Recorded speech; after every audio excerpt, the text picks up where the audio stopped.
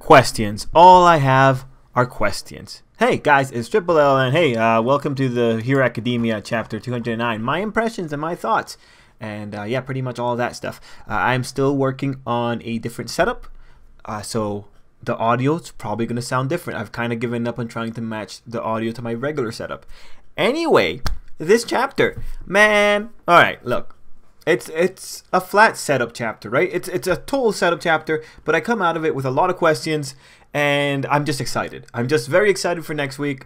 This is a transitionary chapter, so it's giving us some things that I know we've been asking for, like the after the fight reviews. And you know, when you look at the after the fight reviews for this week, you can see that it was very simple and concise, about as long as the actual fight itself was. I think this is a soft nod that we are going to get some significant chats for the other fights that already happened, right?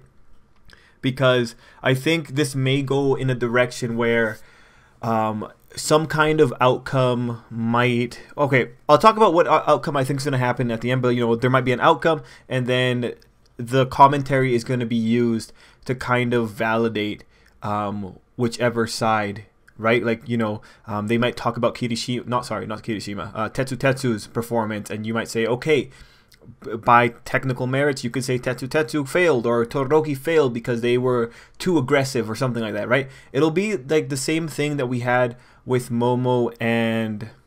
Oh, geez. Someone's gonna hate me for this. Oh, God. Oh, no. What is her name? Big hands, big hand. Kendo! There we go, Kendo. Alright, yeah.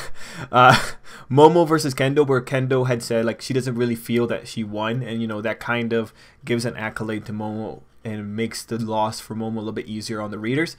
Is that kind of logic? We might have that kind of accolade being given, even though there might be a tie on paper. Because right now, because of the way Bakugo has set things up, the best case scenario for Class 1B now is the tie. Or at least them winning this next round. So because of that, those commentaries might be the thing that save face for some of Class 1A or Class 1B. Depends on how the author wants to go about this. Okay, so I'm just gathering my thoughts, and I'm just going to like blurt out a bunch of things that I thought of when I was reading this chapter. Like, Monoma is having monologues that make me feel that he's related to One For All, because they're really sinister and they're very verbose. One For All is also very verbose. So that's one thing there. Izuku mentioned that he's definitely going to win, which I think is a bit of a kind of ironic statement if he ends up losing. Third, I think Izuku might lose by means of a quirk malfunction. Like, I think his quirk might actually go on to Fritz. Like, I think it might actually, like, you know, Izuku has his 100%, but what if the quirk multiplies to like 120%? What if it just has a massive outburst, right? Like, that, I'm kind of going down that particular route for Izuku's next couple of chapters, so I'm kind of concerned there. It seems like we're going to be getting Shinzo and Monoma trying to brainwash Izuku. That's pretty cool. The kids pointed out that they believe that Izuku might be greater than Bakugo, and it's unfortunate because these people have not seen Izuku operating at 100%. So I feel really bad whenever anyone tries to make assumptions based on Izuku's power, because we've seen what happens with just a small percentage bump. If Izuku bumps into 40% for this fight, for any moment, it's going to severely throw off people's expectations. Fifth, All For One is reacting to something, and this is really concerning. Because we know from the information in the chapter that he's been doing this for the last, not the last couple of days, maybe since yesterday, I think is what this chapter said. So not the day that the whole fight's taking place during. So my big takeaway from that whole thing, ending with All For One saying that he can hear his little brother's voice, is that All Might is not going to show up in Izuku's power gallery until All Might dies, right? I thought it was possible before, but now I'm pretty sure. Because with All For One, we are establishing a whole new realm of metaphysical interaction with the whole All For One and One For All quirk.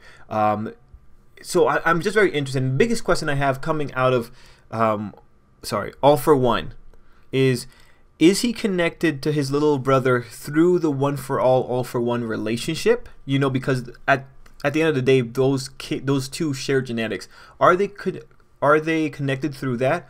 Or does All For One have another auxiliary quirk that's helping him monitor Izuku? That's what I'm really wondering right now. And the thing is, I've had a thought about All For One for a long time, and that was that All For One has a strange respect, like a strange love-hate relationship with the One For All users. And when you see this moment where he's reacting to his little brother's voice, it makes me feel like there is a bit of a complex relationship between the two parties, because he went as far to say that Nana was not that inspiring of a One For All user, right? Like, he had an opinion formed about her, and I just wonder if at the root of that opinion is some kind of fondness or affection for the One For All users, like a weird kind of twisted one. Because at the end of the day, we have to remember, All Might introduced us to this whole relationship with the caveat that no one knows whether or not All For One did it out of mercy or out of, spite for his little brother. We don't know why he initially gave him the stockpile quirk. But when you consider the stockpile quirk itself, that quirk allows All Might to go back to his healthy form for even a few hours. When you consider that that's an aspect of the stockpiling quirk, I see nothing but positives in shoving that into his brother's body. So I'm very interested. I'm very interested with that whole idea of he can hear his voice. Anyway, in terms of outcomes for Izuku, I'm really thinking like Class 1B is deciding that they need to go after Izuku because he's the biggest threat, and they are correct.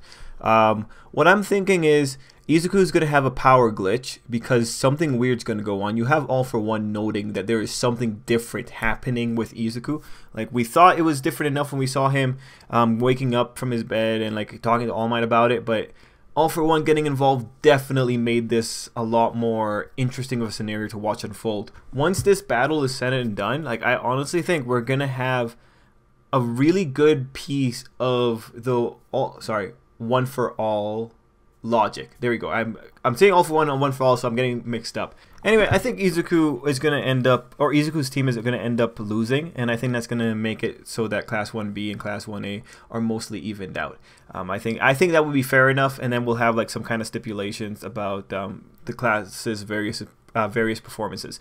On the other side of everything is, of course, Izuku's teammates, which honestly, you have that panel of them talking about what they're going to do, that being that they're going to float, melt, and stick, and it's just like, okay, this might not be the best team.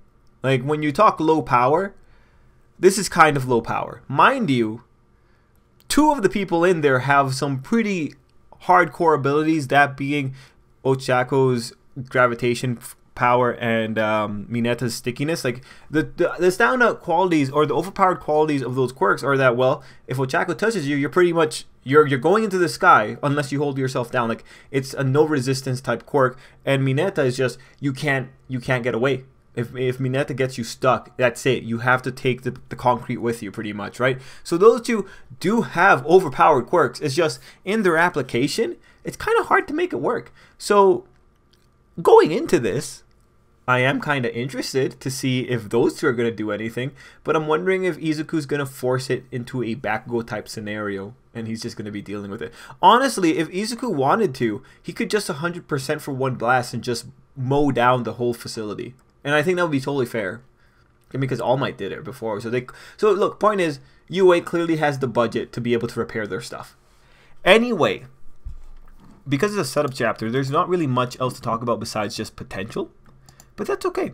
We need chapters like this sometimes. It's a nice little break, and it sets up for a potentially really great payoff. So guys, let me know what you think down below.